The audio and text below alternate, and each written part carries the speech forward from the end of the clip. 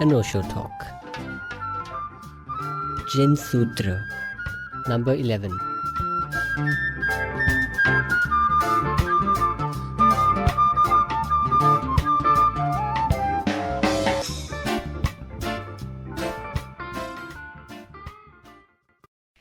अनोत्थं वनथोवम्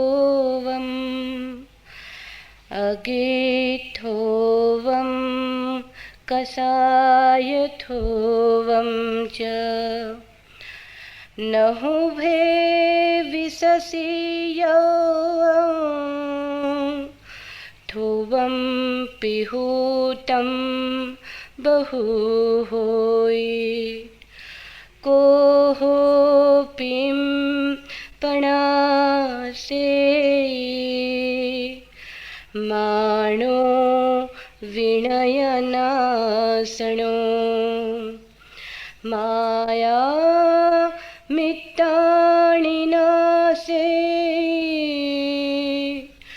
लोहो सब विनाशनो समेण हणेकोऽहं माण मदवयाजिने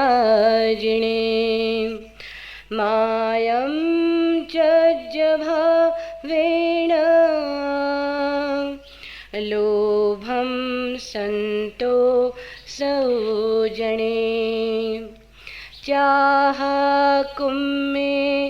संगाय सहे देहे समाहरे एवं पावायिं मेहावी अझप्पेण समाहरे सेजाणम् अजाणं वा कटुं माहिं पयं संवरे क्षिप्पमप्पाणं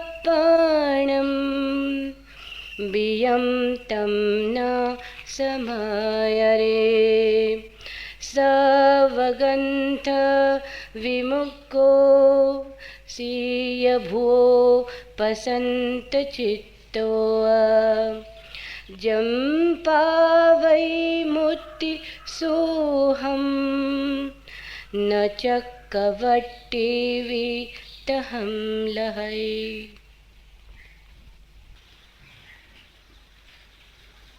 कुछ मिटे से नक्शे पा भी हैं जुनू की राह में, हमसे पहले कोई गुजरा है यहाँ होते हुए। शास्त्र का सम्यक उपयोग भी है, असम्यक उपयोग भी।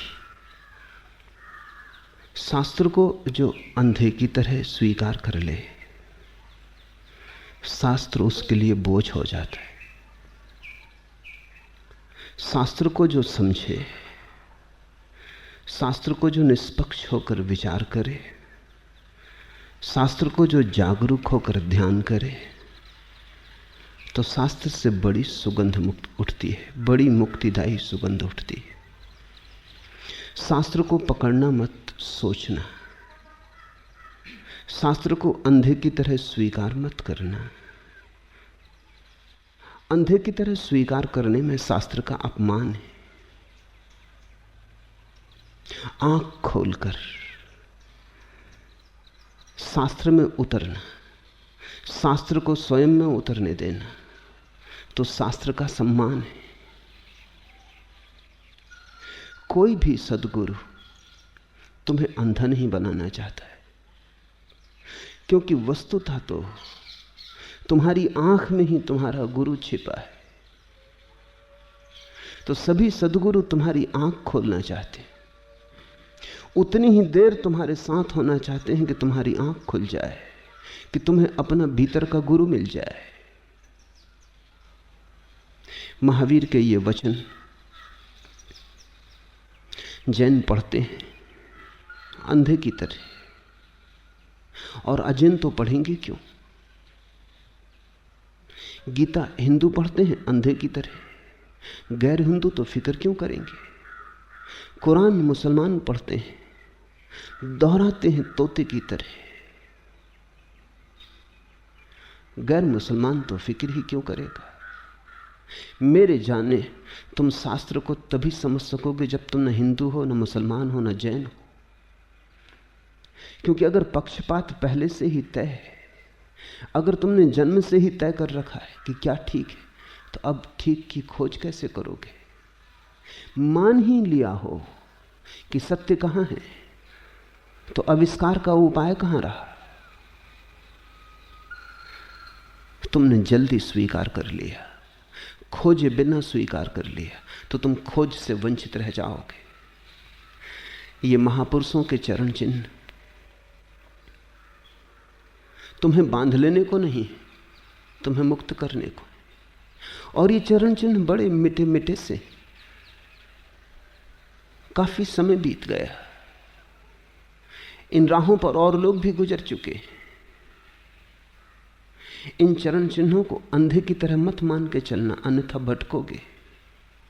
जागना, खोजना, इन चरण चिन्हों में अपने चरणों की गति को खोजना है, अपनी चरणों की शक्ति को खोजना है।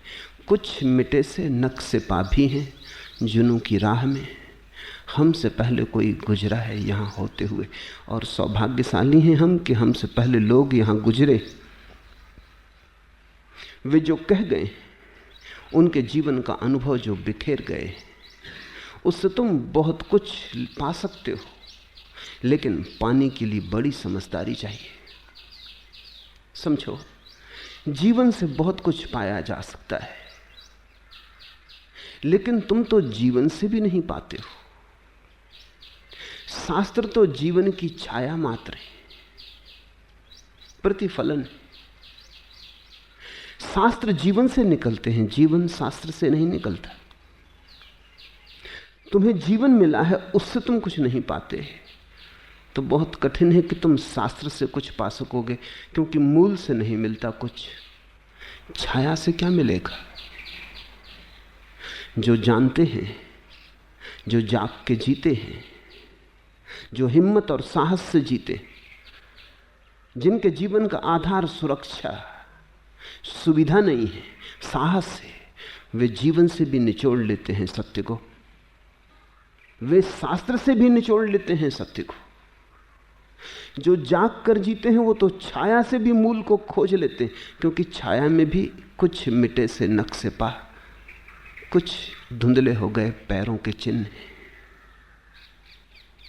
अभागे हैं वे जो जीवन से भी वंचित रह जाते हैं, सौभाग्यशाली हैं वे जो कि शास्त्रों से भी खोज लेते हैं।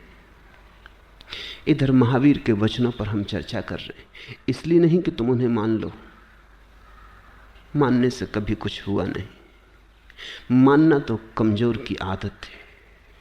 वो कहता है कौन चले, कौन झंझट करे, ठीक ही कहते होंगे, हम पूजा करने को तैयार हैं, हम शास्त्र को फूल चढ़ा देंगे, कहो शोभा यात्रा निकाल देंगे, लेकिन हमसे जीवन बदलने को मत कहो, वो जरा ज्यादा हो गया। पूजा हमारी तरकीब है शास्त्र से बचने की। मंदिर तुम्हारे धर्म के प्रतीक नहीं, धर्म के साथ तुमने जो चालाकी की है उसके प्रतीक है। मन बड़ा चालाक है।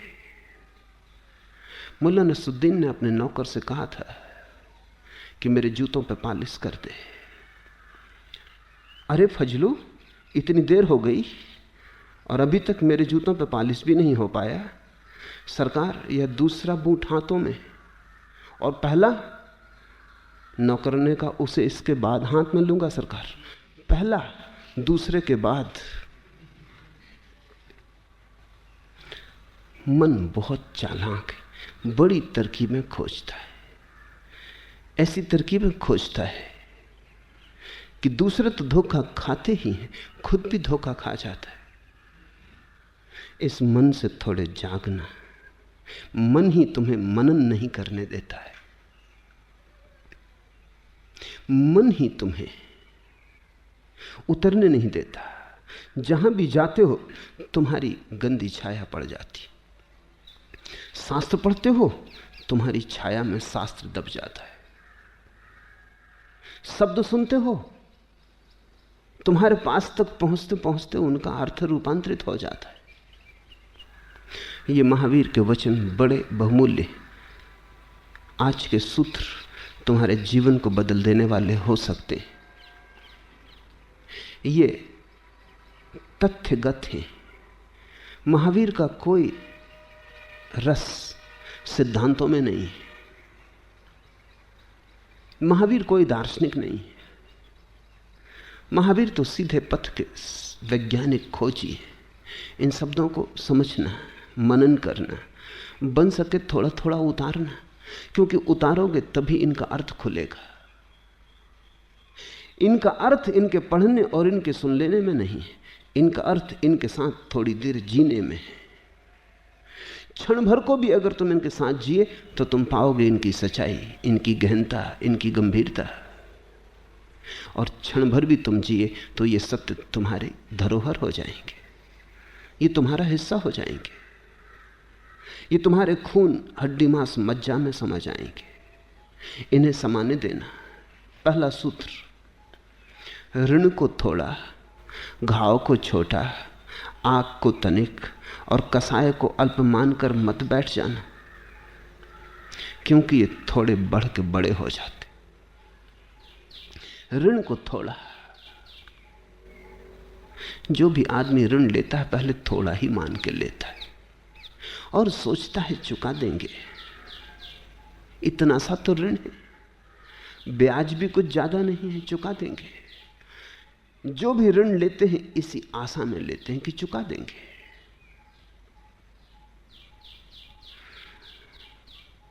ऋण चुकता नहीं मालूम होता, फिर बढ़ता जाता है। ब्याज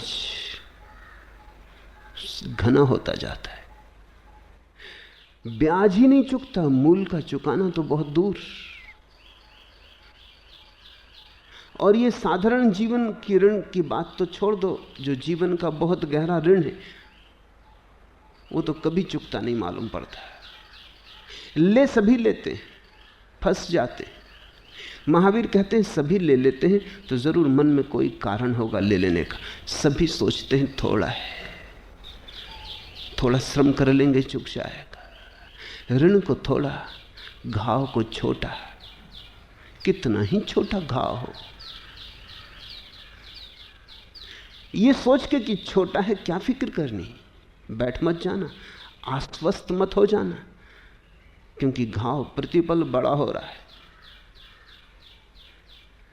जैसे छोटा सा बीज बड़ा वृक्ष हो जाता है। बीज को मिटा देना बड़ा आसान था, वृक्ष को काटना बहुत मुश्किल हो जाएगा। तो जो जानकार हैं वे ऋण लेते ही नहीं। वे कहते हैं गरीबी में जी लेंगे, लेकिन ऋण लेके अमीर होने में कुछ सार नहीं, क्योंकि वो अमीरी ऊपर होगी, धोखे की होगी, भीतर जलन होगी और भीतर दरिद्रता होगी। रूखी रोटी खा के सो लेंगे, एक बार खा लेंगे, पर ऋण न लेंगे, क्योंकि ऋण बढ़ेगा। शायद पेट में तो रोटी पड़ जाएगी, लेकिन प्राणों की शांति खो जाएगी। शायद ऊपर ऊपर से तो सब रौनक हो जाएगी, भीतर भीतर अंधेरा हो जाएगा। महावीर साधारण ऋण की बात नहीं कर रहे हैं, वो तो उदाहरण है। लेकिन जीवन में हम ऐसे बहुत ऋण लिए, हमारा सारा जीवन ऋण से भरा है।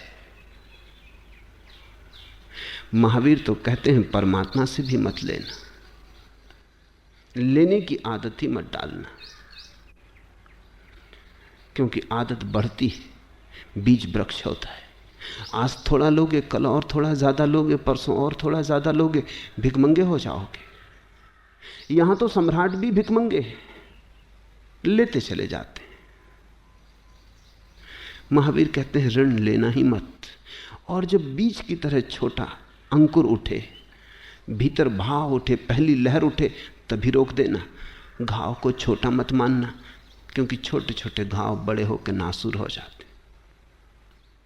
जो उन्हें प्रथम चरण में रोक देता है वही रोक पाता है। महावीर कहते हैं घाव बड़ा हो जाए फिर चिकित्सा करने की चिंता में पड़ोगे।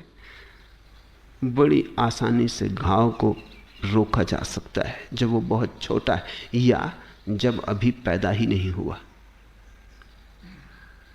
पैदा होने के पहले ही मार देना। क्रोध की लहर उठती है, एक घाव उठा आत्मा में। तुम कहते हो आज तो कर लें, कल से ना करेंगे। अब आज तो जो हो गया हो जाने दो। क्रोध करके तुम पछताते हो, निर्णय भी लेते हो कल ना करेंगे, लेकिन जब क्रोध उठता है तब तो तुम कर ही लेते हो।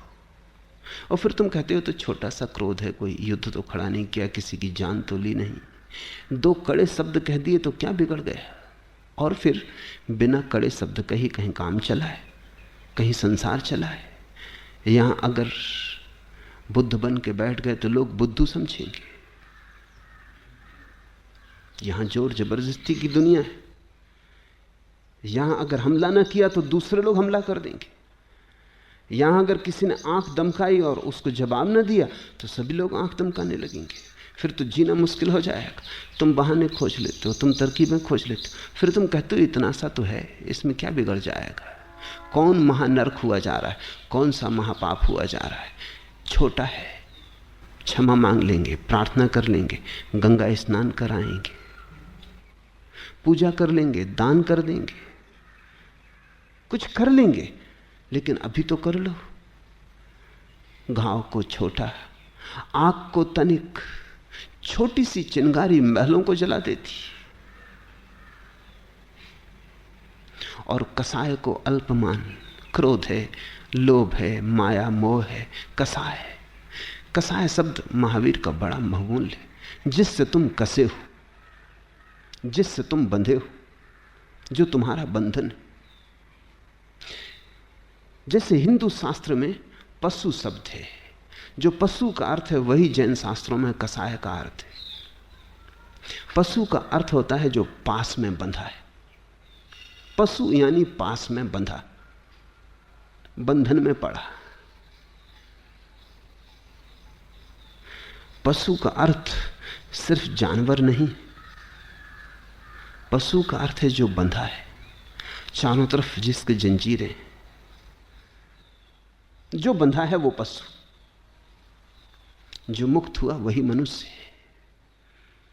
तो सभी मनुष्य दिखाई पड़ने वाले लोग मनुष्य नहीं।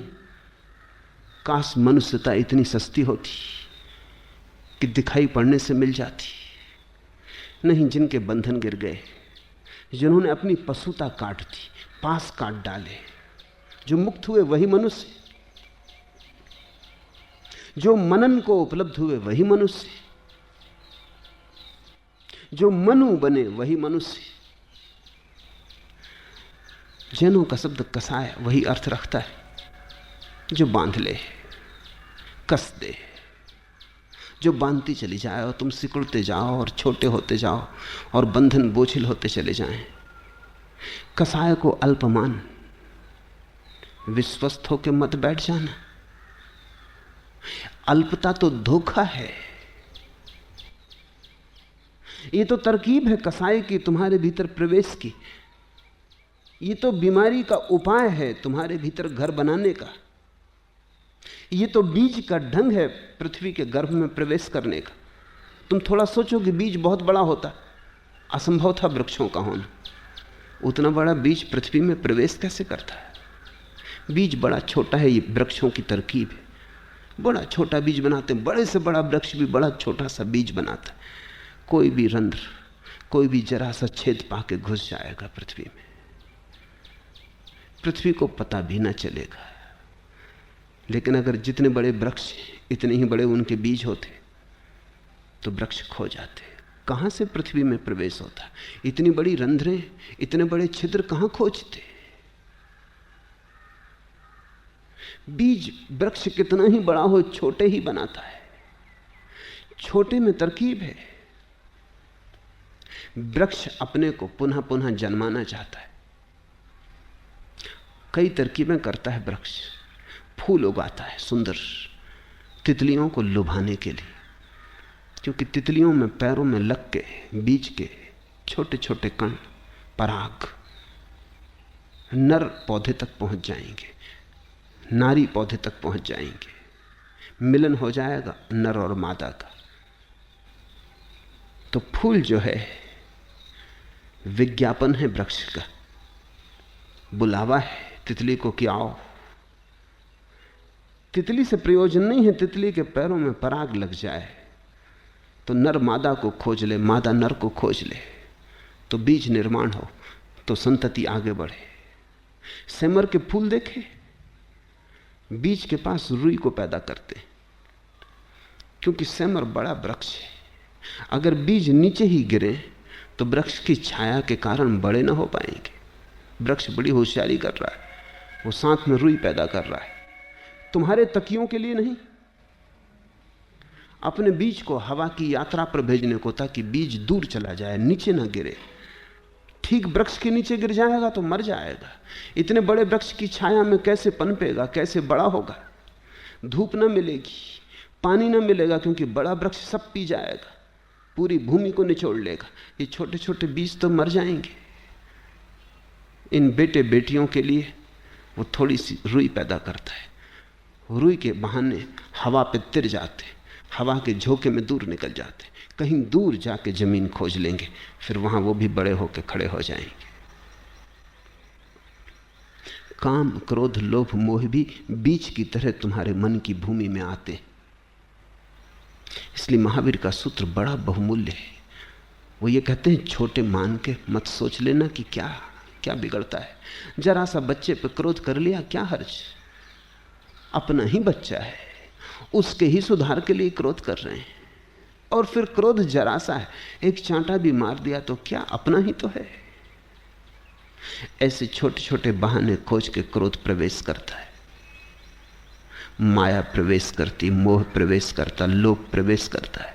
आदमी कहता कोई ज्यादा तो मैं मांग नहीं रहा, थोड़ा सा ही मांग रहा हूं। इस संसार में तो इतनी इतनी वासनाओं भरे लोग हैं, मैं तो कुछ मांगता नहीं। परमात्मा एक छोटा सा मकान मानता हूं, छोटी सी घर गृहस्थी हो, सुख शांति हो। छोटा मिल जाएगा तब तुम बड़ा मांगना शुरू करोगे, क्योंकि छोटा मिलते ही इतना छोटा हो जाएगा कि तुम्हारी वासना उसमें समा ना सकेगी। फिर तुम कहोगे और, फिर तुम कहोगे और। बीज की तरह जो प्रवेश हुआ था वो जल्दी ही वृक्ष की तरह पनपने लगेगा। और बीज की तरह जिसे मिटाना अति सुगम था, फिर वृक्ष को काटना मुश्किल हो जाएगा, क्योंकि इस वृक्ष की शाखाएं तुम्हारी आत्मा में फैल जाएंगी। फिर इस वृक्ष को उखाड़ने में तुम्हें लगेगा तुम्हारे प्राण उखड़े, तुम जरा जीर्ण होने लगोगे। कभी ख्याल किया, जो आदमी जिंदगी भर क्रोध करता रहा वो कितना सोचता है क्रोध छोड़ दें? कौन नहीं सोचता, क्योंकि क्रोध जलाता है, व्यर्थ की आग में गिराता है, जहर से भरता है, जीवन से सारा सुख चैन खो जाता है। कौन नहीं चाहता, लेकिन क्रोध ही क्रोध छोड़ नहीं पाता। लाख सोचता है छोड़ दे, छोड़ नहीं पाता, क्योंकि अब उसे समझ में ही नहीं आता कि जड़ें उखाड़े कहां से। अब तो उसे ऐसा भी डरने लगने लगता है कि मैंने सदा ही क्रोध ही तो किया है, क्रोध ही तो मेरा होना है। अगर क्रोध ही गया तो मैं कहां बचूंगा, मैं क्या बचूंगा? उसको अपनी प्रतिमा ही खोती मालूम पड़ती है। क्रोध के बिना वो अत्यंत दीन मालूम पड़ेगा। क्रोध ही उसका बल था, क्रोध में ही उसकी महिमा थी, क्रोध में ही वो दूसरों की छाती पे चढ़ गया था, क्रोध में ही उसने किसी को पराजित किया था, क्रोध में ही बाजार में प्रतियोगिता की थी, प्रतिस्पर्धा की थी, क्रोध में ही उसने बड़ा मकान बना लिया था। क्रोध के ही तरंगों पे चढ़ के उसने जीवन को जाना है। आज अचानक क्रोध छोड़ देने की बात उठती है, उसी के मन में उठती है, कोई ना कहे तो भी उठती है, क्योंकि क्रोध दुख देता है। लेकिन क्रोध उसकी प्रतिमा में इतना प्रविष्ट हो गया है, रग रेसे में, जड़ें फैल गई हैं छोटे छोटे स्नायुओं में, तंतु जाल हो गया है। कभी किसी बड़े वृक्ष को पृथ्वी से उखाड़ के देखा, कितने दूर दूर तक जड़ें फैल जाती, दूसरे वृक्षों की जड़ों को भी अपने में अटका लेती, तुम्हारे मकान की भूमि में चली जाती, मकान की नींव में प्रवेश कर जाती, मकान की ईंटों को जकड़ लेती। बैंकॉक के पास बुद्ध की एक प्रतिमा है, बड़ी मूल्यवान प्रतिमा है। एक वृक्ष उस प्रतिमा में समा के बैठ गया है। प्रतिमा खंड खंड हो गई है। वृक्ष ने प्रतिमा के कोने कोने में जड़ें पहुंचा दी। तुम कहोगे वृक्ष को अलग क्यों नहीं कर देते, लेकिन अब वृक्ष को अलग किया कि प्रतिमा गिरेगी। वृक्ष तोड़ रहा है प्रतिमा को, लेकिन वृक्ष ही जोड़े भी हुए हैं, उसकी ही जड़ों में प्रतिमा अटकी है, खंड खंड हो गई है, टुकड़े टुकड़े हो गए। नाक अलग है लेकिन जड़ों में अकड़ी, हाथ टूट गया है लेकिन जड़ों में फंसा है। जब भी मैं इस प्रतिमा को चित्रों में देखा हूं तभी मुझे आदमी की याद आई। अब भक्त चाहते हैं कि इससे छुटकारा हो जाए तो मिटाए डाल रही। इतनी बहुमूल्य प्रतिमा को नष्ट कर डाला इस वृक्ष ने, लेकिन इस वृक्ष को पानी देते, दुश्मन को पानी देते, क्योंकि जिस दिन इस वृक्ष को हटाया उसी दिन प्रतिमा खंड खंड होकर गिर जाएगी। तोड़ा भी इसी ने है, जोड़े भी यही है। यही अड़चन है। क्रोध ही तुम्हें तोड़ रहा है, क्रोध ही तुम्हें जोड़े भी है। लोभ ही तुम्हें तोड़ रहा है, लेकिन लोभ ही तुम्हें संभाले भी है। लोभ ही तुम्हें नरक की तरफ ले जा रहा है, लेकिन लोभ ही तुम्हारी नाव भी है। अब तुम मुश्किल में पड़ोगे। नाव छोड़ो तो डूबे, नाव में बैठे तो नाव सरक रही नरक की तरफ। छोड़ना भी तुम चाहते हो, एक पैर उठा भी लेते हो, लेकिन छोड़ा तो डूबे। इसलिए महावीर कहते हैं सचेत हो जाना, सावधान हो जाना। ऋण को थोड़ा, घाव को छोटा, आग को तनिक और कसाय को अल्प मानकर विश्वस्त मत हो जाना। ये छोटे जो आज हैं कल बड़े हो जाएंगे, क्योंकि ये थोड़े ही बढ़ के बहुत हो जाते हैं। मां के गर्भ में जब पिता का बीज पड़ता है तो क्या होता है? इतना छोटा होता है कि खाली आंख से देखा भी नहीं जा सकता। इतना छोटा होता है कि दूरबीन चाहिए, खुर्दबीन चाहिए। एक संभोग में कोई 1 करोड़ जीवाणु पिता के वीर से मां में प्रवेश करते। 1 करोड़। वीर की एक बूंद में लाखों होते, इतने छोटे। फिर वही गर्भाधान में बड़ा होने लगता है। वही बीज 1 से 2 होता है, 2 से 4 होता है, 4 से 8 होता है। इस तरह बढ़ता है, अपने को ही तोड़ता है।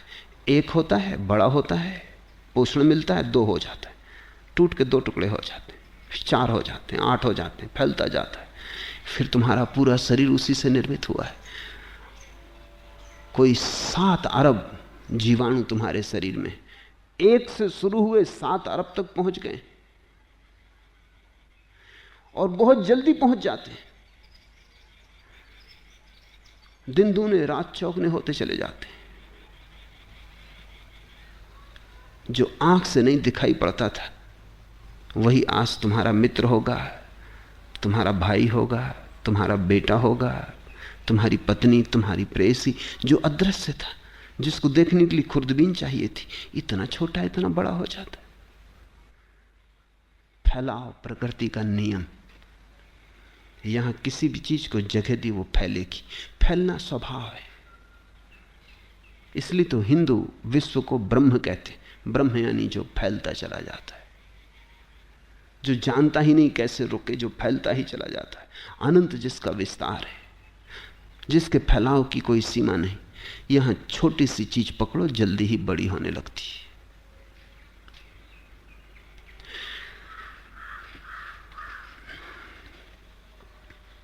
इन छोटी छोटी बातों के कारण तुम भटकते चले जाते हो। कभी कभी तुम्हें ख्याल भी नहीं होता तुम जरूरी काम से जा रहे थे। मां बीमार पड़ी थी और तुम उसके लिए दवा लेने जा रहे थे, और किसी आदमी ने रास्ते में गाली दे दी। भूल गए मां, भूल गए दवा, भूल गए इलाज, चिकित्सा। उससे झगड़ने खड़े हो गए। पहले इससे निपटारा कर लेना। चाहे इसमें मां मर जाए, लौट के घर आओ और पाओ कि मां जा चुकी, फिर चाहे पछताओ। लेकिन क्षुद्र भी, अति क्षुद्र भी, अति व्यर्थ भी जब आता है तुम्हारी आंखों में तो तुम्हें परिपूर्ण घेर लेता है। इसी तरह तो मंजिल खोती चली गई है। तुम बिल्कुल हवा की तरंगों में भटकते लकड़ी के टुकड़े हो। जहां हवा आ जाती है, जहां पानी की तरंग ले जाती है, वहीं चल पड़ते हो। तुम संयोगिक हो गए हो, एक्सीडेंटल। तुम्हारे जीवन में कोई दिशा नहीं है, कोई बढ़ाव, कोई विकास, कोई गंतव्य, कोई मंजिल। कहां तुम जा रहे हो, क्यों तुम जा रहे हो, कुछ भी नहीं है।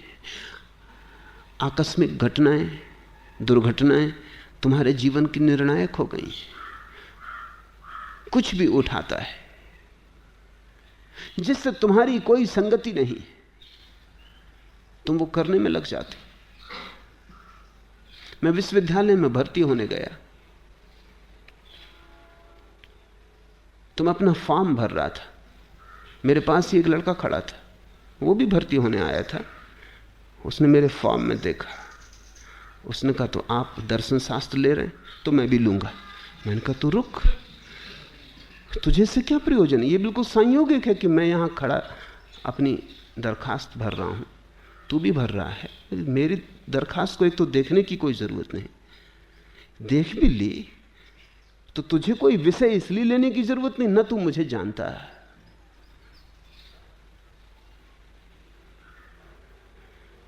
उसने कहा ये भी आप ठीक कहते हैं, मैंने ये सोचा ही नहीं।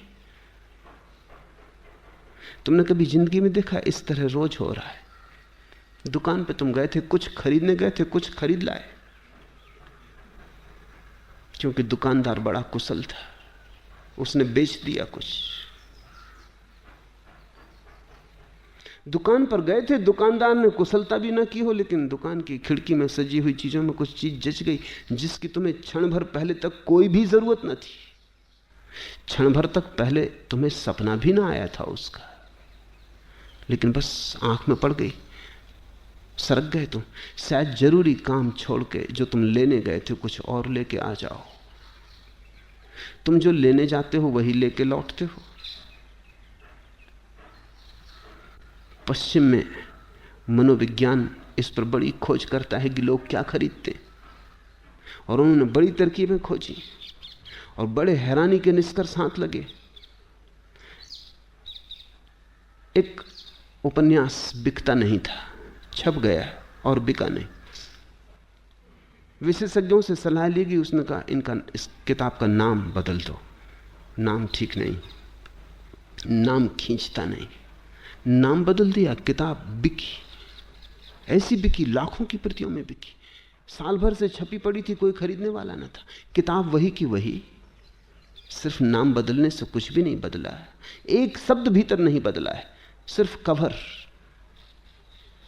खोल बदल गई और किताब बिकने लगी।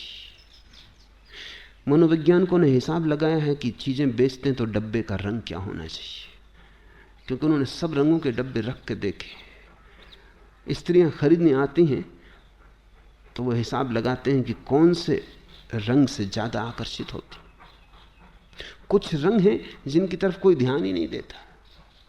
अगर उस रंग का डब्बा तुमने अपनी चीज को बेचने के लिए बना लिया है तो तुम्हारा दिवाला निकलेगा। अब रंग से भीतर की चीज का कोई भी संबंध नहीं, लेकिन लोग संयोगिक हैं, लोग एक्सीडेंटल हैं। रंग उन्हें पहले खींचता है। डब्बा खाली हो तो भी चलेगा, लेकिन रंग आंख को खींच लेता है। कितनी ऊंचाई पर दुकान पर डब्बा होना चाहिए तब आंख जल्दी पकड़ में आती? 5 फीट, तो ठीक आंख की सीध में होता है। लोग ऐसे अलाल हैं कि आंख भी ऊपर उठा के कौन देखता अगर जरा डब्बा ऊपर रखा हो या डब्बा बहुत नीचे रखा हो। तो अब तो विशेषज्ञ हैं इस संबंध में जो बताते हैं कि तुम जब कोई चीज बना के बाजार में बेचो तो डब्बे का रंग क्या हो, कितने बड़े अक्षरों में नाम हो, कितनी ऊंचाई पर दुकान में रखा जाए, कितनी दूरी पर ग्राहक खड़ा हो, तो काउंटर कितने फासले पे बनाया जाए, बेचने वाला क्या कहे, कैसे शब्दों का उपयोग करे। क्योंकि जरा जरा सी बात, एक भिखमंगा एक घर में भीख मांगने गया, सुंदर है, स्वस्थ है, जवान है। महिला बाहर निकली और उसने कहा कि जवान हो, स्वस्थ, सुंदर हो, कोई काम क्यों नहीं करते? जिंदगी में सफल हो सकते हो, भीख मांगने की जरूरत क्या है? उस आदमी ने कहा, अब तुमसे क्या कहें, दुनिया में बहुत स्त्रियां देखी, तुम जैसी सुंदर स्त्री नहीं देखी। फिल्म अभिनेत्रियां हैं, लेकिन तुम्हारे मुकाबले कुछ भी नहीं। तुम इस घर में क्या कर रही हो? तुम तो फिल्म अभिनेत्री हो सकती थी। उस स्त्री ने कहा, रुक रुक, मैं अभी तेरे लिए भोजन लाती हूं।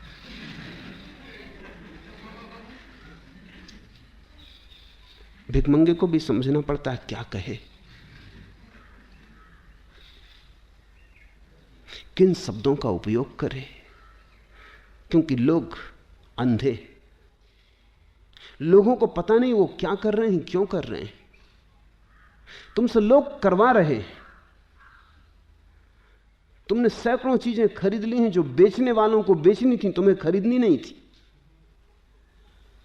पुराने अर्थशास्त्र का नियम था कि जहां जहां मांग होती है वहां वहां पूर्ति होती है।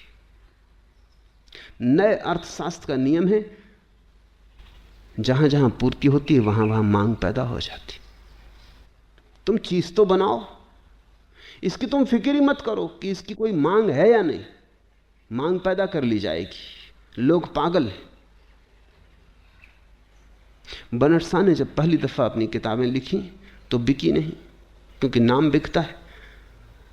कोई नाम तो था नहीं, कोई जानता तो था नहीं बनट शाह को। तो क्या किया उसने? वो खुद ही चक्कर लगा के किताबों की दुकानों पर जाता था पूछने, जहाज बनट शाह की किताब है? दुकानदार पूछता, कौन जहाज बनट शाह? अरे तुम्हें जहाज बनट शाह का पता नहीं? क्या खाक किताबों का धंधा करते हो? इस नाम की किताब छपी है। ऐसा वो खुद ही दुकानों पर चक्कर लगाता, पता बता आता, उनको तरकीब से समझा आता। और जब उसने अपने मित्रों को भी कह दिया कि तुम जब निकलो कहीं से, कोई विशेष रूप से जाने की जरूरत नहीं, लेकिन रास्ते में अगर किताब की दुकान पड़ जाए, इतनी कृपा मुझ पर करना, पूछ लेना जहाज बनट शाह की फलां फलां किताब है। जब दुकानदार, कई ग्राहक आने लगे, रोज आने लगे, भाई है कौन जहाज बनट शाह? दुकानदारों ने पता लगाया, किताबें खरीद के लाए। जहाज बनट शाह ने कहा, ऐसे मेरी किताबों का बिकना शुरू हुआ। चीज होनी चाहिए, फिर चीज के आसपास कांटा, कांटे के आसपास आटा होना चाहिए, फिर कोई ना कोई फंस जाएगा। संसार बड़ा मूढ़ है। तुम जरा जागो। महावीर का इतना ही प्रयोजन है कि तुम जरा जागो, अन्यथा ऐसे तो ये रास्ता बड़ा ही होता चला जाएगा, इसका कोई अंत ना होगा। अजल से घर में सफर हूं, मगर मुझे अब तक बिछड़ गया था मैं जिससे, वो कारवां न मिला। तुम अपने स्वभाव से छूट गए हो, संयोग में उलझ गए हो। बिछड़ गया था मैं जिससे, वो कारवां न मिला। अजल से घर में सफर हूं, मगर मुझे अब तक शुरू से, जगत के प्रारंभ से खोज रहा हूं अपने को, और मिल नहीं पाता हूं, क्योंकि और दूसरी चीजें बीच में मिल जाती हैं जो अटका लेती। कभी धन, कभी पद, कभी प्रतिष्ठा, कभी यश, कभी रूप, कभी रंग, कभी शब्द, कभी गंध। इंद्रियों के हजार जाल हैं, कोई ना कोई मिल जाता है, अपने घर तक पहुंच ही नहीं पाते। कोई ना कोई अटका लेता है। ध्यान रखना, कोई तुम्हें अटकाता नहीं, तुम अटकने को तैयार ही बैठे हो। कोई ना भी अटकाए तो अटकने की कोई तरकीब खोज लोगे। छोटे को छोटा मत मानना, सब चीजें बड़ी। सत्य का खोजी जीवन की रत्ती रत्ती का होश रखता है। सब चीजें बड़ी हैं, वही करता है जो करना जरूरी है, उसी तरफ जाता है जहां जाना जरूरी है। व्यर्थ को काटता है ताकि सार्थक ही बचे। जो नहीं करना है उसे नहीं ही करता है, खिलवाड़ नहीं करता जिंदगी के साथ। जिंदगी उसकी एक साधना है, एक उपक्रम है, एक सोपान है। उसकी जिंदगी में एक दिशा है, वो कहीं जा रहा है। अगर ऐसे तुम सब दिशाओं में भागते रहे तो तुम कहीं भी ना पहुंचोगे। अगर तुम कहीं नहीं पहुंचे हो तो कारण तो खोजो। कारण यही है कि 2 कदम चलते हो बाएं तरफ, फिर दिल बदल गया, फिर 2 कदम चलते हो दाएं तरफ, तब तक फिर दिल बदल गया। तुम्हारा दिल है कि पारा है, छितर छितर जाता है, जितना पकड़ो उतना ही छितरता जाता है, सब दिशाओं में बिखर जाता है। ऐसे तुम बिखर गए हो। इस बिखरेपन के कारण आत्मा का तुम्हें कोई अनुभव नहीं होता। महावीर कहते हैं छोटे को छोटा मत जानना, छोटा बड़ा हो जाता है। इसलिए जिससे बचना हो उसके बीजारोपण के पहले ही जागना। क्रोध प्रीति को नष्ट करता है, मान विनय को नष्ट करता है, माया मैत्री को नष्ट करती है, लोभ सब कुछ नष्ट करता है। कोहो पियम पणासेई मानो विनय नाशनो माया मित्तानि नासेई लोहो सव्य विनाशनो। क्रोध प्रीति को नष्ट करता है। अब लोग हैं प्रेम चाहते हैं, कौन है जो नहीं चाहता? ऐसा आदमी खोजा, ऐसे प्राण तुमने कभी पाए जो प्रेम ना मांगते हो? सभी तो प्रेम के भूखे, निरपवाद रूप से सभी प्रेम के लिए प्यासे। फिर प्रेम खो कहां गया है? जहां सभी लोग प्रेम चाहते हैं और जहां सभी लोग सोचते हैं कि प्रेम दें, वहां प्रेम के फूल खिलते दिखाई नहीं पड़ते। प्रेम खो कहां गया है? तो महावीर कहते हैं प्रेम प्रेम की बात करने से क्या होगा? क्रोध प्रीति को नष्ट करता है।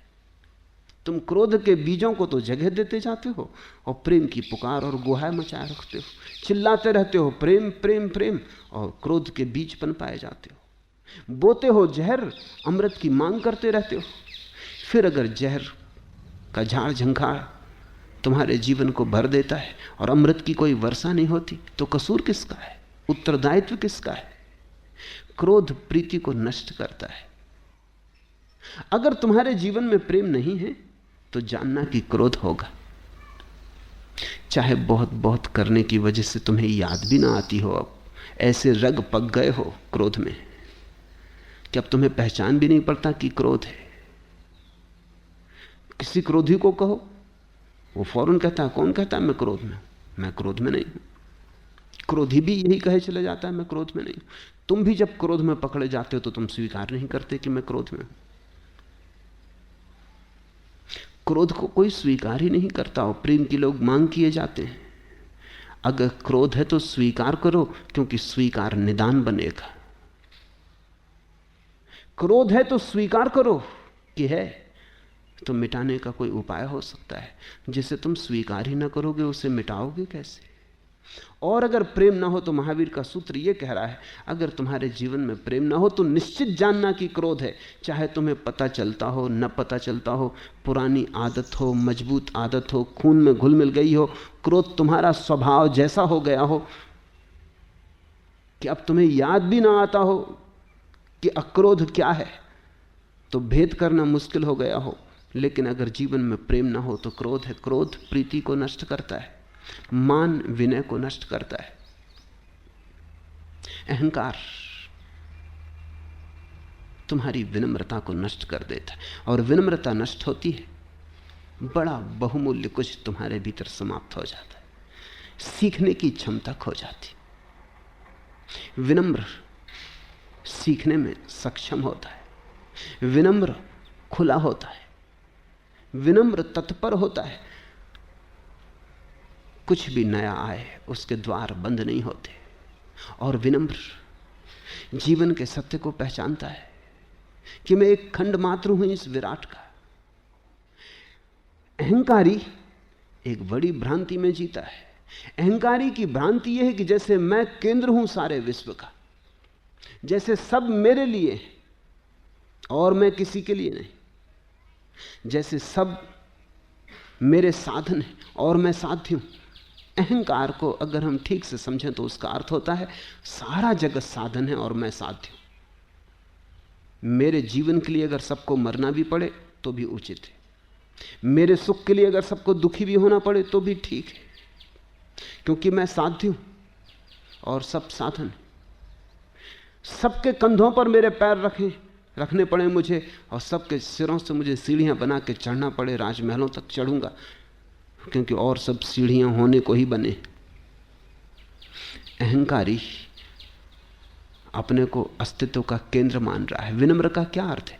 विनम्र कहता है मैं कैसे केंद्र हो सकता हूं? मैं नहीं था तब भी अस्तित्व था, मैं नहीं हो जाऊंगा तब भी अस्तित्व होगा। मेरे होने न होने से क्या फर्क पड़ता है? एक तरंग हूं माना, मैं भी एक लहर हूं इस विराट की, पर बस एक लहर हूं। विराट सत्य है, मेरा होना तो एक सपना है। रात देखा सुबह खो जाएगा।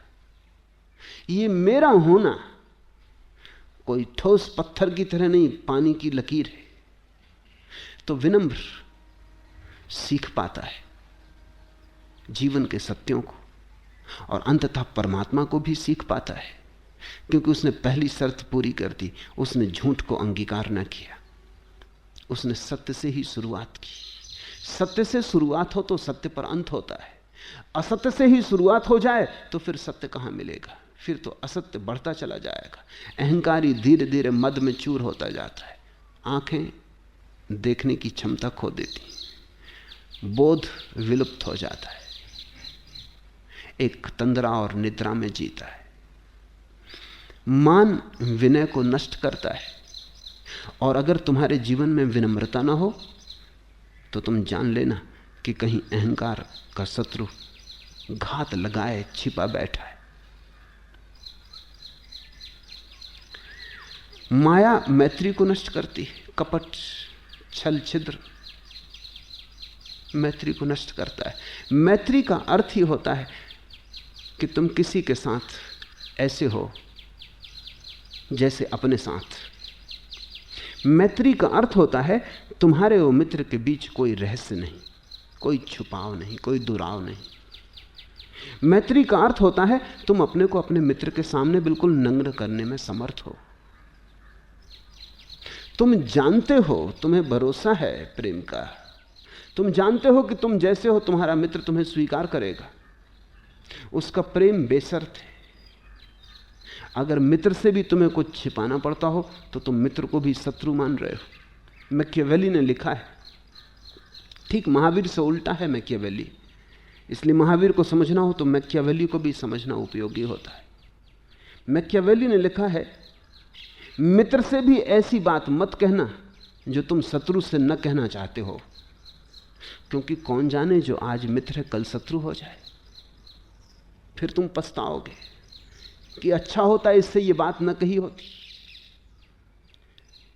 मैकियावेली ये कह रहा है कि तुम मित्र के साथ भी ऐसा ही व्यवहार करना जैसा तुम शत्रु के साथ करते हो, क्योंकि मित्र यहां शत्रु भी हो जाते। महावीर से पूछो तो महावीर कहेंगे मित्र की तो बात ही छोड़ो, तुम शत्रु के साथ भी ऐसा व्यवहार करना जैसा मित्र के साथ करते हो, क्योंकि कौन जाने जो आज शत्रु है कल मित्र हो जाए। तो ऐसी कुछ बातें मत कह देना जो कल फिर लौटाना बड़ा मुश्किल हो जाए, फिर थूके को चाटने जैसा होगा। जिससे दुश्मनी है उसको हम ऐसी बातें कहने लगते हैं जो बिल्कुल अतिशयोक्तिपूर्ण, कहते हैं राक्षस। कल तक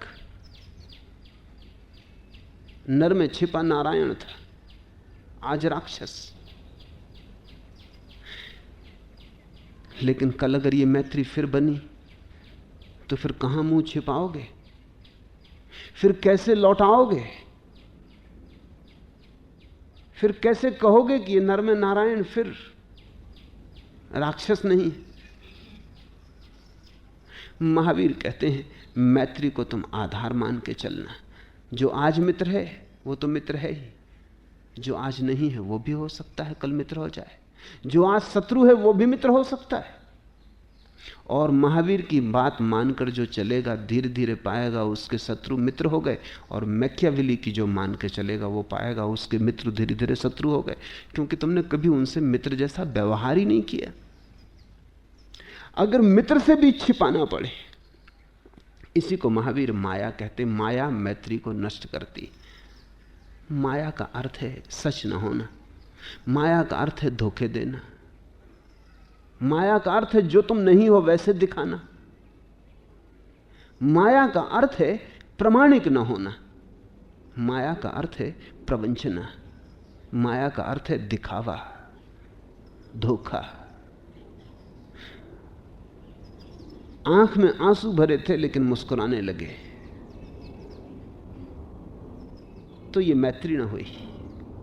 मित्र के सामने तो हम रो भी सकते हैं, और किसके सामने रोओगे? अगर मित्र के सामने भी नहीं रो सकते तो फिर और कहां रोओगे? मित्र के सामने तो हम अपना दुख, पीड़ा, दैन्य सभी कुछ प्रकट कर सकते हैं। मित्र के सामने तो हम अपना कलुष, अपना पाप, अपना अपराध सभी प्रकट कर सकते हैं, क्योंकि हम जानते हैं प्रेम का भरोसा है, उस प्रेम की छाया में सब स्वीकार है। क्योंकि मित्र ने हमें चाहा है, किन्हीं कारणों से नहीं, अकारण चाहा है, तो किन्हीं कारणों से टूटेगी नहीं मैत्री। ऐसा नहीं है कि मित्र देख लेगा कि अरे तुमने और ऐसा पाप किया, तो दोस्ती खत्म। नहीं, मित्र तुम्हारे पाप के प्रति भी करुणा का भाव रखेगा। वो कहेगा सभी से होता है, मनुष्य मात्र से होता है। मित्र तुम्हें समझने की कोशिश करेगा, मित्र तुम्हारी निंदा नहीं करेगा। जरूरत होगी तो आलोचना करेगा, निंदा नहीं, लेकिन आलोचना भी इस ख्याल से करेगा कि श्रेष्ठतर का आगमन हो सके। आलोचना भी इस ख्याल से करेगा कि तुम और बड़े होने को है, तुम अभी और खुलने को हो, ये कली इतने ही होने को नहीं, तुम्हारी नियति और बड़ी है। मित्र अगर तुम्हारी आलोचना भी करेगा तो उसमें गहन प्रेम होगा, और शत्रु अगर तुम्हारी प्रशंसा भी करता है तो उसमें भी व्यंग होता है, उसमें भी कहीं गहरी निंदा का स्वर होता है, कहीं कटाक्ष होता है। मैत्री तो संभव है तभी जब माया बीच में ना हो। इसलिए दुनिया में मैत्री धीरे धीरे खोती गई है। लोग नाम मात्र को मैत्री कहते हैं, उसे परिचय कहो बस, ठीक है, इससे ज्यादा नहीं। दुनिया से मैत्री का फूल तो करीब करीब खो गया है, क्योंकि मैत्री के फूल के लिए सरलता चाहिए, निष्कपटता चाहिए। कपट माया अगर बीच में आई तो मैत्री समाप्त हो जाती, अगर गणित बीच में आया तो मैत्री समाप्त हो जाती। मैत्री तो एक काव्य है, गणित नहीं, तर्क नहीं। मित्र के सामने हम अपने को वैसा ही प्रकट कर देते हैं जैसे हम हैं, इसलिए तो मित्र के पास राहत मिलती। कम से कम कोई तो है जिसके पास जाके हमें झूठ नहीं होना पड़ता। नहीं तो 24 घंटे झूठ, पत्नी है तो उसके सामने झूठ, दफ्तर है, मालिक है तो उसके सामने झूठ, बाजार में संगी साथी हैं उनके साथ झूठ, सब तरफ झूठ है। तो तुम कहीं खुलोगे कहां? तुम बंद ही बंद मर जाओगे। हवा का झोंका, सूरज की किरणें तुम में कहां से प्रवेश करेंगी? तुम कब्र बन गए। नहीं, कोई तो हो कहीं जहां तुम शिथिल होकर लेट जाओ, जहां तुम जैसे हो वैसे ही होने को स्वतंत्र हो, जहां कोई मांग नहीं, जहां मित्र की आंख ये नहीं कह रही कि ऐसा नहीं ऐसे हो। मैत्री बड़ी अनूठी घटना है। शब्द ही बचा है संसार में। मैत्री के फूल बहुत कम खिलते हैं, क्योंकि मैत्री के फूल के खिलने के लिए दो ऐसे व्यक्ति चाहिए जो निष्कपट हो, जिनके बीच माया ना हो। माया मैत्री को नष्ट करती है और लोभ सब कुछ नष्ट कर देता है। अगर तुम्हारी जिंदगी में खंडहर ही खंडहर मालूम पड़ता हो, मरुद्धान का कहीं कोई पता ना चलता हो, मरुस्थल ही मरुस्थल, तो एक बात जान लेना कि तुमने लोभ के ढंग से ही जीना सीखा है, तुम और कुछ नहीं जान पाए। लोभ सब कुछ नष्ट कर देता। ये महावीर निदान कर रहे हैं। वो ये कह रहे हैं अगर तुम्हारी जिंदगी में कोई रस वर्षा ना होती हो तो दोष मत देना किसी को, इतना ही जानना कि तुम लोभ में बड़े गहरे उतर गए हो। तुमने लोभ की बड़ी गहरी सीढ़ियां पार कर ली, तुम लोभ के कुएं में डूब गए हो। तो ही ऐसा होता है कि सब नष्ट हो जाए।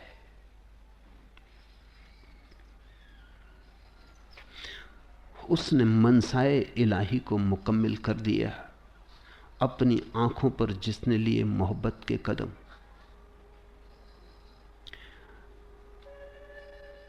जिसने मैत्री सीखी, जिसने प्रेम सीखा, जिसने मैत्री के लिए माया छोड़ी,